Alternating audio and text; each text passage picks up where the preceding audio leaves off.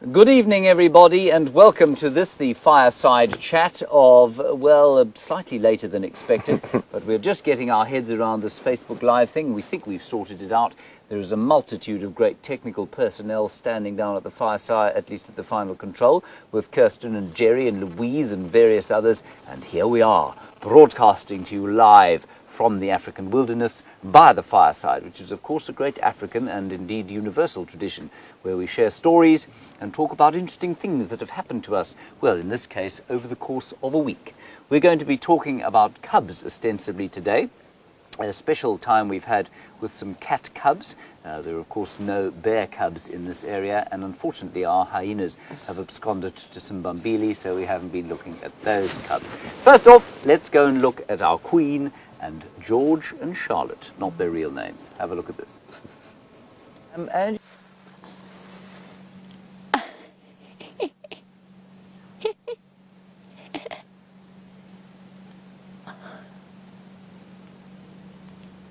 much lankier, but thinner. Oh, you can really see the size. Oopsie. Oh no.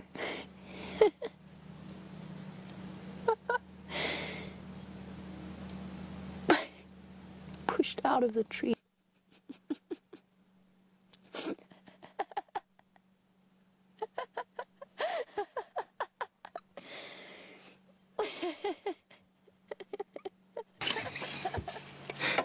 they're both there. In fact, I think Mum's in there as well. I can't believe it. Look. So we moved round and we came to the other side. He looked at us briefly and then he started to continue to pig out on this impala.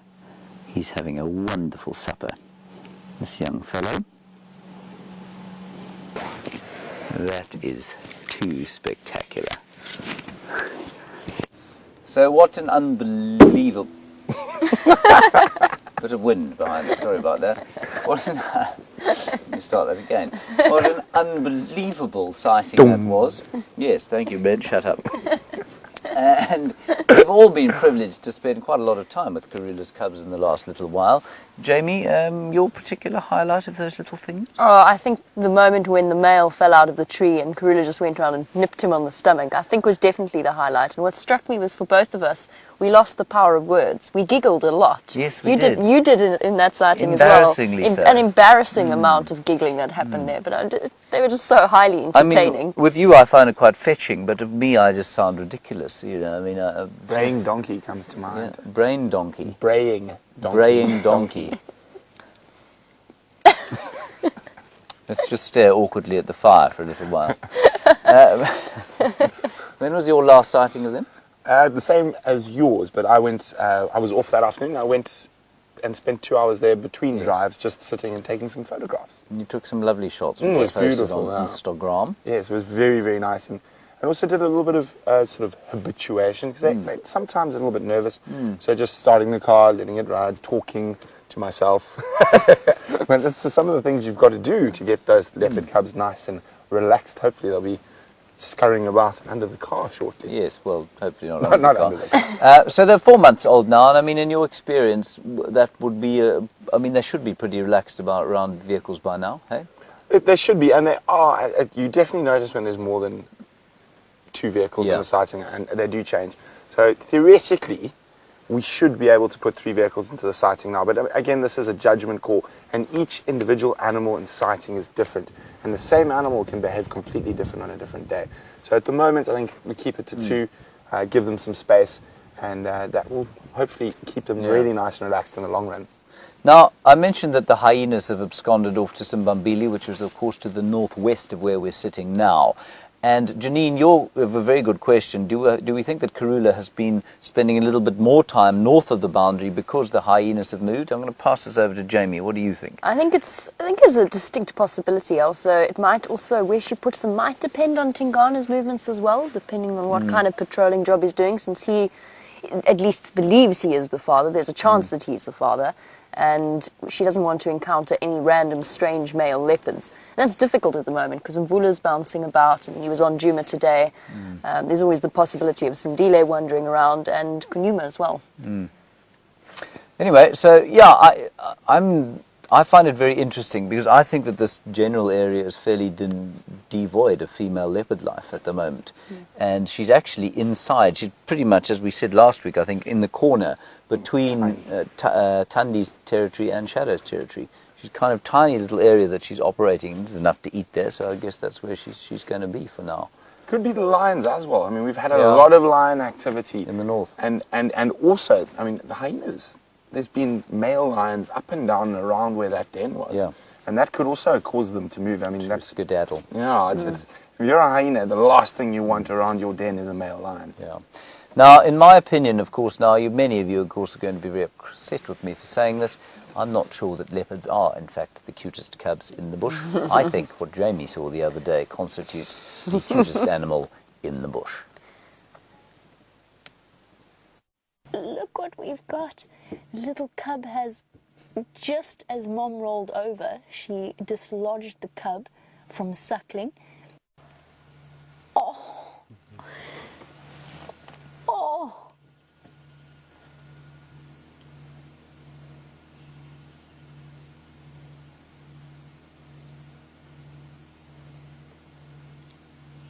Look at that. She's trying to get the cub to play with her tail.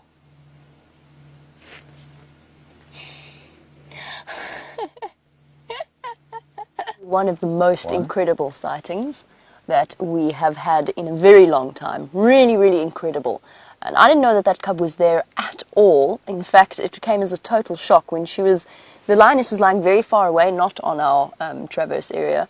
And Brent's looking at me out of the corner of his eye because he actually spent most of the morning staking out that sighting, waiting for the cubs to wander across, and they didn't. And I returned there that afternoon. VM said to me, that lioness has not moved. And then she did. And then there was a cub attached to her. Amazing. I was on the other end of the radio and I was absolutely astonished. The final control went absolutely ballistic. Now, Brent, of course, had it been me there, you would have been very upset. But because you're such a gentleman, you were so pleased that Jamie got to share in the lion cub. Even though it was Jamie, I was still jealous, I have to admit. And better than if it had been me. Yeah, probably. Yes. Now, Vim and I played the patience game on that boundary for about an hour and a half of a flat lioness at 400 meters down the road. I was like, Vim, the cub's going to come. We just... And how did... Oh, baboon argument. Baboon's very cross at the moment. How did you know that the cub was there? I'd heard on the radio. Oh, you'd heard on the radio, okay. I heard there were 6 cubs there. Ah, now that brings us neatly on to Anne's question. How many Styx cubs are there? 6, is that 11. correct? 11. Wow. Oh, I didn't realise that. Okay. So last I heard, one might have died. Okay. One cub? Or? One cub. Right. So apparently 11. So the oldest lioness only gave birth to 1 cub. The others gave birth to 5. Crazy. I know. Normally it's 3 or 4.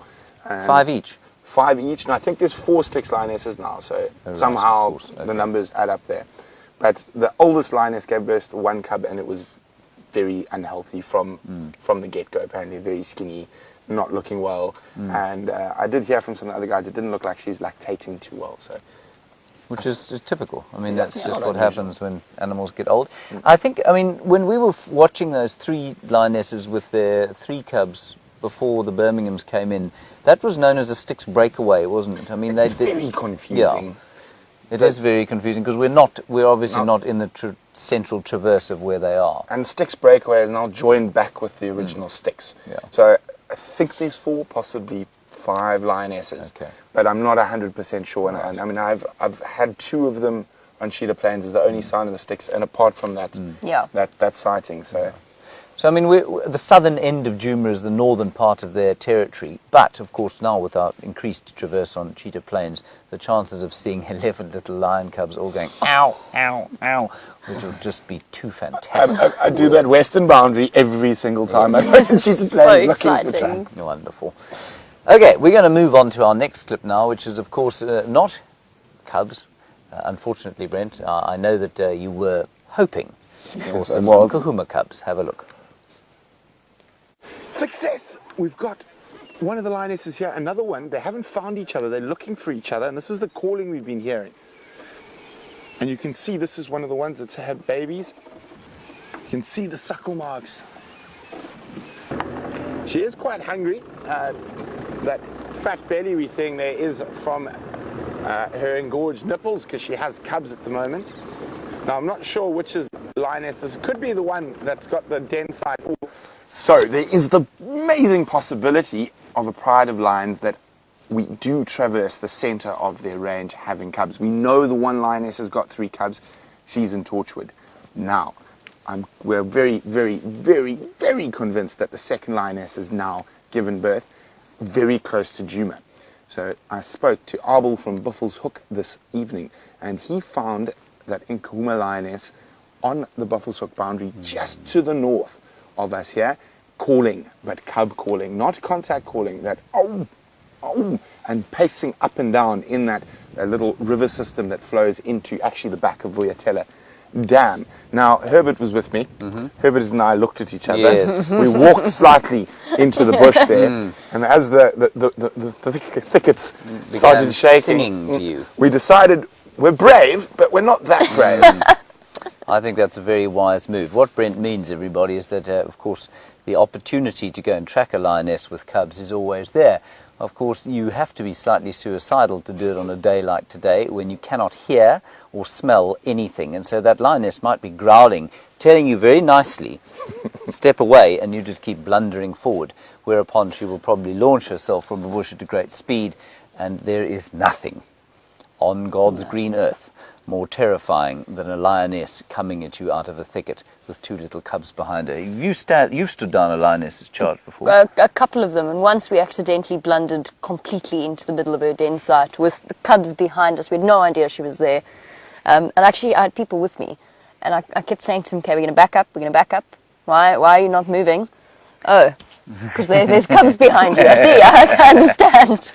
Okay, fair enough. All right, we'll go that way then.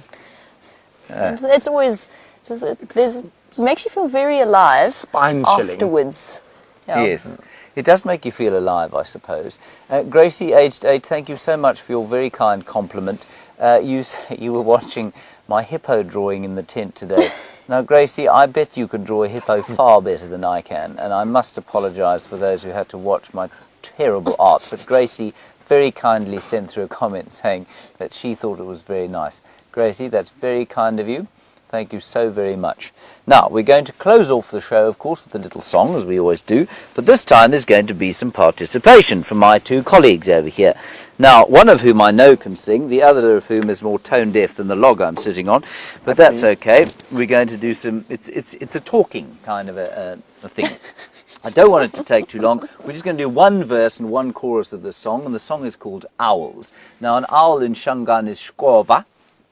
Shkova. There we go. And the 1 bit of this chorus goes like this. Shkova shagu vitana, Shkova shagu vitana, Shkova shagu vitana. Okay, got it. That means the owl is calling you. The owl is calling you. So when I stamp on the ground, okay, you will know. And we'll have a quick practice here. It goes like this. So we'll go...